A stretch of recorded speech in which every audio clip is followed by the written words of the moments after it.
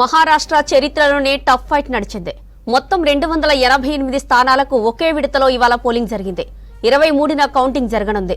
2 కూటములు, 2 జాతీయ పార్టీలు, 4 ప్రాంతీయ పార్టీలు, పలు చిన్న పార్టీలు, భారీ సంఖ్యలో స్వతంత్రులు, రెబల్స్, కనీవిని ఎరగనంత పోటాపోటీగా ఎన్నికలు జరిగాయి. మొన్నటి లోక్సభ ఎన్నికల్లో ఇండియా కూటమిలోని మహావికాస్ అఘాడీ ఎక్కువ ఎంపీ సీట్లు గెలిచింది. ఇక మహారాష్ట్రను 6 ప్రాంతాలుగా చూస్తే 4 ప్రాంతాల్లో విపక్ష మహావికాస్ అఘాడీ ఆధిపత్యమే. అధికార మహాయుతి కూటమి కొంకణ్లో మాత్రమే కాస్త పరువు నిలుపుకుంది. కొంకణ్ సీఎం ఏక్నాథ్ సిందే అడ్డా. పశ్చిమ మహారాష్ట్రను షుగర్ బెల్ట్ గా పిలుస్తారు. ఇక్కడ 70 అసెంబ్లీ సీట్లున్నాయి. గత అసెంబ్లీ ఎన్నికల్లో పాత ఎన్సీపీ ఏకంగా 27 స్థానాలు గెలిచింది. బీజేపీకి 20, కాంగ్రెస్ కు 12, పాత శివసేనకు 5 స్థానాలు దక్కాయి. శివసేన ఎన్సీపీలో చీలిక తర్వాత జరిగిన లోక్సభ ఎన్నికల్లో ఈ ప్రాంతంలోని 10 లోక్సభ స్థానాల్లో ఎంవీఏ 5 ఎంపీ సీట్లు గెలిచింది. అధికార మహాయుతి 4 సీట్లతోనే సరిపెట్టుకుంది. మరో స్థానంలో ఇండిపెండెంట్ గెలిచారు. స్వతంత్ర అభ్యర్థి కూడా కాంగ్రెస్ కు మద్దతు ప్రకటించారు. అసెంబ్లీ ఎన్నికల్లో కూడా లోక్సభ ఫలితాలే రిపీట్ అవుతాయని ఇండియా కూటమి ధీమాగా ఉంది. ఇక్కడ ఎన్సీపీ అజిత్, ఎన్సీపీ శరద్ పవార్ పార్టీలు 20 స్థానాల్లో ముఖాముఖి తలపడుతున్నాయి. లోక్సభ పోరులో పవార్ వర్గం ఏకంగా 3 స్థానాల్లో విజయం సాధించింది. అజిత్ వర్గానికి 1 సీటు కూడా దక్కలేదు. పవార్ల కంచుకోట బారామతి వెస్ట్ మహారాష్ట్రలోనే ఉంది. షుగర్ బెల్ట్ పై పట్టు నిలుపుకునేందుకు శరద్ పవార్ చాలా కష్టపడ్డారు. ఇక ఎన్సీపీని చీల్చిన అజిత్ పవార్ కూడా తన సత్తా చూపేందుకు గల్లీ గల్లీ తిరిగారు.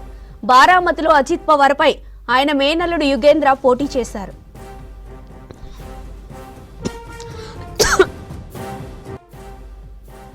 కొంకణ్ అధికార కూటమి, విపక్ష కూటమిపై స్పష్టమైన ఆధిక్యం ప్రదర్శించిన ఏకైక ప్రాంతం. లోక్సభ ఎన్నికల్లో ఇక్కడి 6 స్థానాల్లో మహాయుతి ఏకంగా 5 నెగ్గింది. దాన్ని నిలుపుకునేందుకు తీవ్రంగా ప్రయత్నిస్తోంది. కొంకణ్ కు port, Malik model corridor, mega refinery తదితర భారీ ప్రాజెక్టులను ప్రకటించింది. దాంతో ఎంవీఏ కూటమి తన ప్రచారాన్ని ఈ ప్రాంతంలో శివాజీ విగ్రహం కూలిపోయిన ఘటన చుట్టే తిప్పుతూ ప్రచారం చేసింది. కొంకణ్ శివసేన చీఫ్ సీఎం ఏక్నాథ్ సిందే కంచుకోట. ఇక్కడి కోప్రీ పచ్ పకాడీ నుంచి ఆయన బరిలో ఉన్నారు. సిందేపై ఆయన రాజకీయ గురువు ఆనంద్ ఢిగే మేనల్లుడు కేదార్ ప్రకాష్ ను ఉద్ధవ్ సేన పోటీకి నిలిపింది. విదర్భ మహారాష్ట్రలో అత్యంత వెనుకబడ్డ ప్రాంతాల్లో ఒకటి. లోక్సభ ఎన్నికల్లో ఇక్కడి 10 స్థానాల్లో ఏకంగా 7 ఎంవీఏ ఖాతాలో పడ్డాయి. వాటిలో 5 కాంగ్రెసే నెగ్గింది.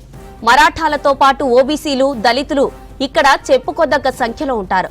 ఒకప్పుడు ఈ ప్రాంతం కాంగ్రెస్ కంచుకోట. కొన్నేళ్ల నుంచి కాంగ్రెస్ బలహీనపడుతుంటే బీజేపీ పుంజుకుంటోంది. ప్రత్యేక విదర్భ రాష్ట్రం డిమాండ్కు మద్దతు ఇవ్వడం బీజేపీకి ప్లస్ అయింది. ఇక్కడ దాదాపుగా అన్ని పార్టీలకు రెబల్స్ బెడపు ఉంది. రైతు సమస్యలు కూడా ఇక్కడ ఓటర్లను బాగా ప్రభావితం చేసేలా కనిపిస్తున్నాయి. ఈ ప్రాంతంలో బీజేపీ నుంచి ఉప ముఖ్యమంత్రి దేవేంద్ర ఫడ్నవీస్, పీసీసీ చీఫ్ నానా పటోలే పోటీ చేస్తున్నారు. మరాఠ్వాడా రాష్ట్రంలో అత్యంత వర్షాభావ ప్రాంతం. లోక్సభ ఎన్నికల్లో ఎంవీఏ హవా సాగింది. 7 స్థానాలు విపక్ష కూటమిలో పడ్డాయి. మిగతా 1 స్థానాన్ని సిందే శివసేన గెలుచుకుంది. మరాఠాలను ఓబీసీలో చేర్చాలంటూ మనోజ్ జరంగే ఉద్యమించారు. మరాఠా రిజర్వేషన్లు కీలకంగా మారడం మహాయుతికి ఇబ్బంది కలిగించేదే. మరాఠా ఓట్లపై ఎంవీఏ, ఓబీసీ ఓట్లపై మహాయుతి ఆశలు పెట్టుకున్నాయి. మరాఠాలు, ఓబీసీలతో పాటు ముస్లింస్ కూడా ఇక్కడ చెప్పుకోదగ్గ సంఖ్యలో ఉన్నారు. ఇక ఉత్తర మహారాష్ట్ర, ఇది ప్రధానంగా వ్యవసాయ ప్రాంతం. లోక్సభ ఎన్నికల్లో 7 సీట్లు ఎంవీఏ ఖాతాలో పడగా బీజేపీ 1 స్థానంతో సరిపెట్టుకుంది. ఈ ప్రాంతంలో ఉల్లి రైతులు ఎక్కువ.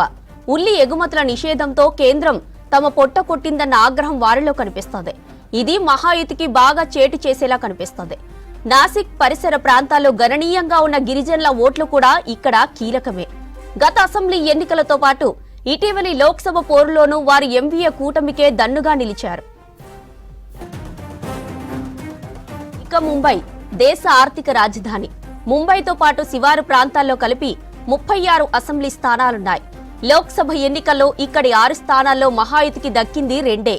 ముంబైపై బాగా పట్టున్న ఉద్ధవ్ శివసేన 3 స్థానాలు చేజిక్కించుకుంది.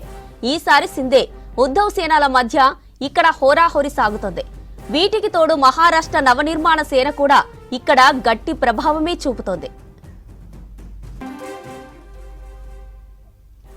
మహారాష్ట్రలో 2 కూటములు అన్ని వర్గాలపైన వరాలు కురిపించాయి.